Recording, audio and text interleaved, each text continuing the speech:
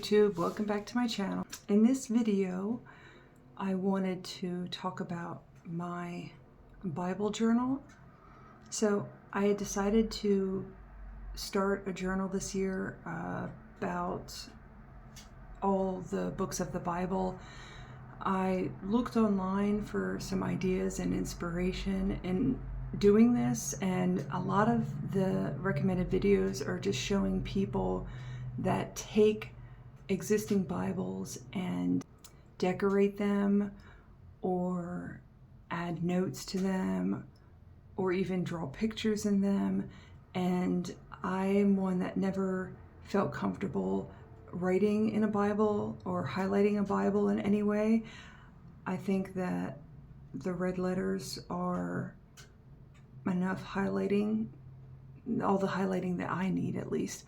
So nothing against the other people that do these things, whatever brings you joy and brings you closer to God, but I wanted to do a separate journal to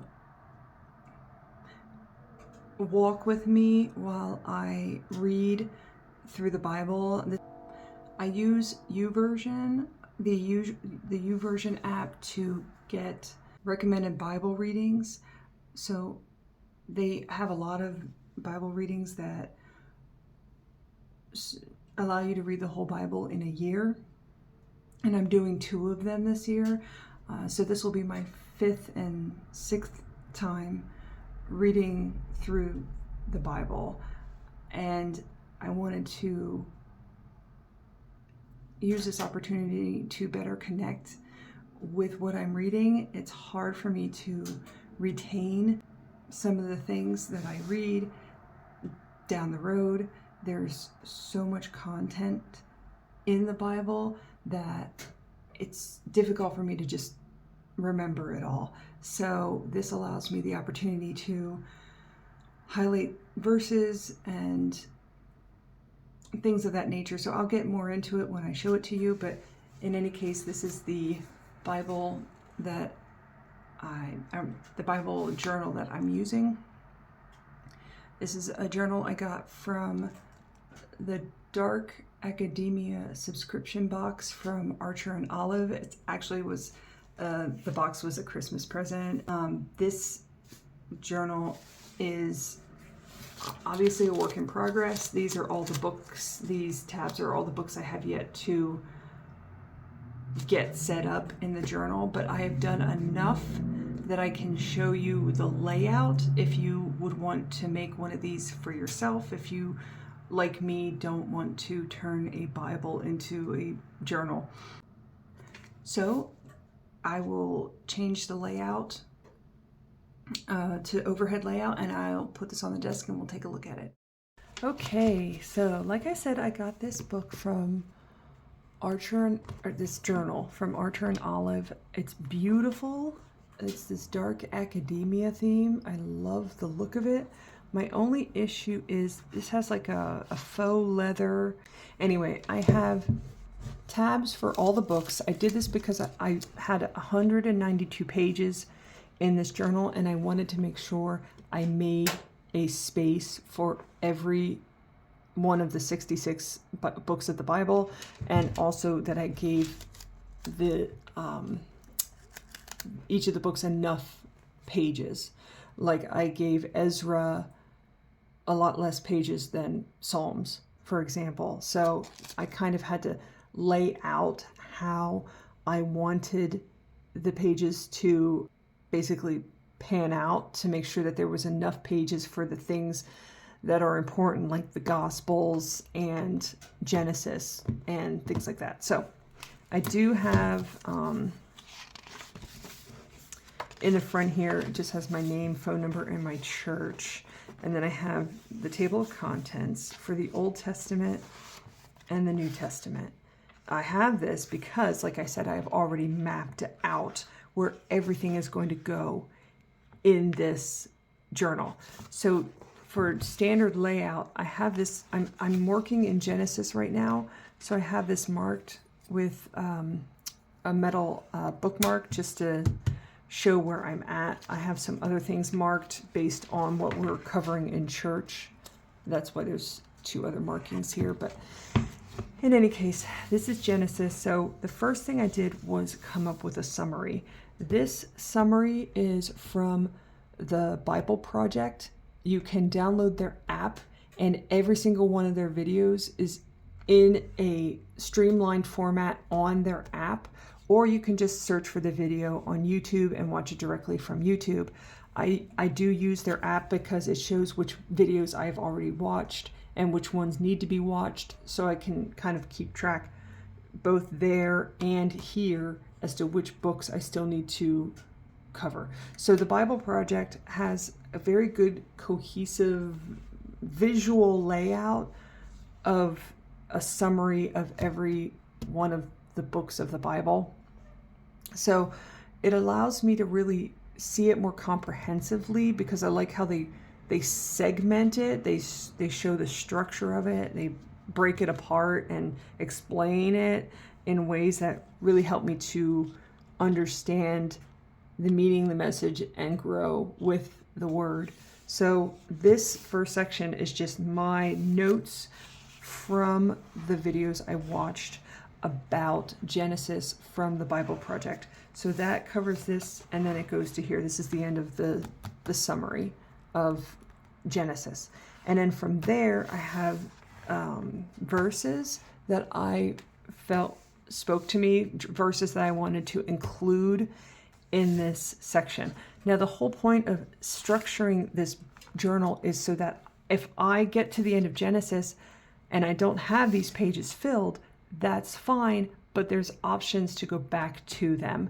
And so as I continue to work through the Bible in the years to come, I can continue to work out of this specific journal as opposed to having to remake a journal every single year specifically about the Bible. So it makes more sense to me to have space to expand on my thought process every year, because if any of you have read the Bible more than once, you will know that every time you read it, the Lord reveals something new to you. He has already done that this year with me, and I think that that is a wonderful way to enrich your experience with God. So it's just imperative, I think, to continue to read the Bible, never stop reading the Bible, and read it cover to cover, and at least once in your life. I've devoted myself to reading it cover to cover every year, and I feel like it's not been a disappointing experience in the least. So anyway, after the verses section, I have this is for more verses and then sermons. So this section is for sermons that we go over in church. So let me show you an example of something with a little bit more completion to it.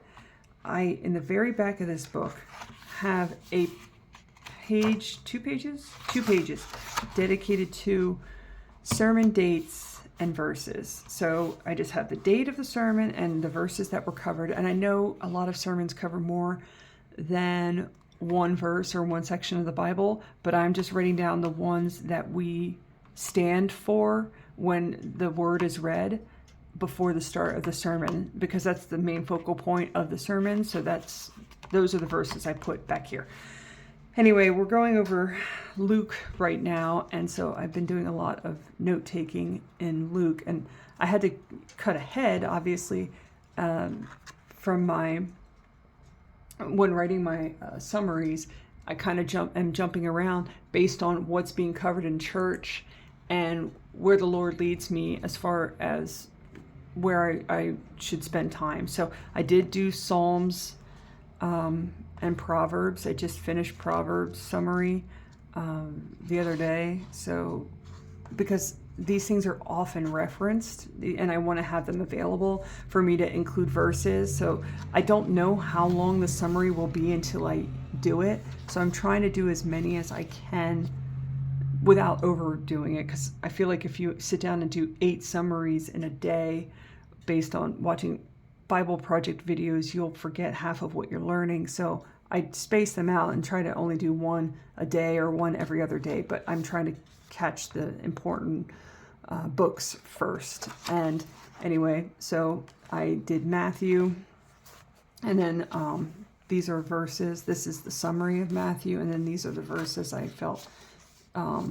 pressed to put in here. And then let me get to Luke, which is not far here. Yeah. So this is Luke. Okay. So this is the summary. It's actually both these pages to the end of this is the summary from the Bible Project. And then I did start putting some verses in, not many though, just the verses that kind of spoke to me during the sermons that we've been listening to. And